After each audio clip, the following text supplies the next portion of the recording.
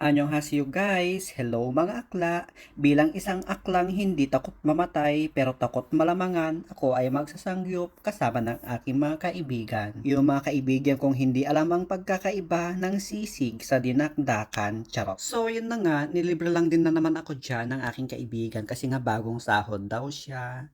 Tapos ako naman, super lamon kasi nga maghapon akong hindi kumain. Una nating tikman yung marinated na baboy. Masarap naman siya, perfect yung ingredients sa pagkakasunod-sunod sa pagkakalagay, kagaya ng tiyahin mong kaya namang sundin ang ikawalong utos ng Diyos, pero hindi ang ika-anim na utos. Charot. Anyways, hindi ko ba alam kung bakit palagi na lang ako nililibre ng aking mga kaibigan. Siguro dahil alam nilang wala na talaga akong pera. Kagaya ng kapitbahay ko noon na walang pera kaya ng ibang bansa, bitbit ang mga pangarap para sa pamilya, pero nakahanap ng bagong asawa sa ibang bansa. Charot. Ang sarap ng lettuce, malutong siya, sakto ito sa kagawad dati nalalaban para mapanatiling mapayapa ang hinahawakang barangay, pero nangunguna sa inom at pagpapasimuno ng away. Charot. Anyway, subo na ng subo kasi nga masarap naman tapos nilagay ko yung sili, hindi naman masyadong maanghang.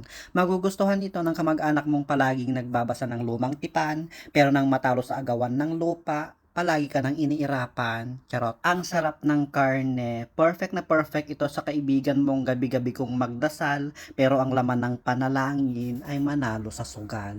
Chares. Ang lambot ng karne, kasing lambot ng tito mong hindi raw bakla, pero bumili ng 5 set ng brilliant, pampaputi at pampakinis sa kanyang mukha. Charot. Inom muna tayo ng soft drinks, kasing soft ng tiyahin mong kayang i-memorize at bigkasin ang John 3:16, pero ang kapitbahay wagas kong siraan at laitin. Charot. So ayun na nga, ito na naman yung bagong set ng karne. Unlimited naman yan at saka walang oras, hindi kagaya dyan sa Pilipinas na may oras ang pagkain. Yung parang pakikipagkita mo lang sa iyong kabit kasi nga may oras lang din. Charot. Ayan, subo na naman tayo, magpakabusog tayo dahil hindi man tayo mabusog sa pagmamahal, busog naman tayo sa samgyupsal.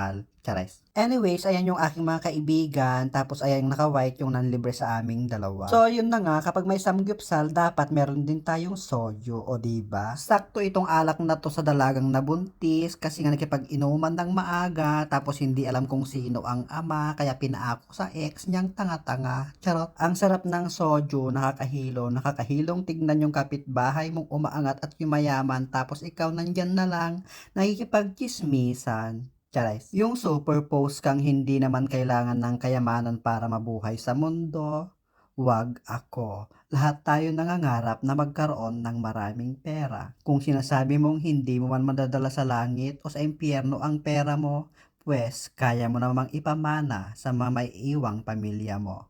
Charot. So ayun na nga, hindi lang tayo pwedeng kain ng kain, magluto rin naman tayo kasi nga busog na ako dyan tapos yung dalawang kasama ko hindi pa sila masyadong kumakain. Charot. 'Di ba? Ang sarap ng karne, nakaka-happy lang kasi nga kasama mo yung mga kaibigan mong alam mong pagtalikod mo, wala silang nasasabi sa'yo. Perfect itong samgyupsal na to sa mga kabarangay mong minsan na nga lang makasakay ng pick-up pero papunta pa ng presinto. Kasi nga wala namang lamay, ba't kayo nagtutong-it at nagbibingo? Charot. Anyways, itagay natin yan para sa pangarap na pinag-iipunan at malapit nating makamtan. That's all for today. Thank you for watching. Kamsahamnidayo.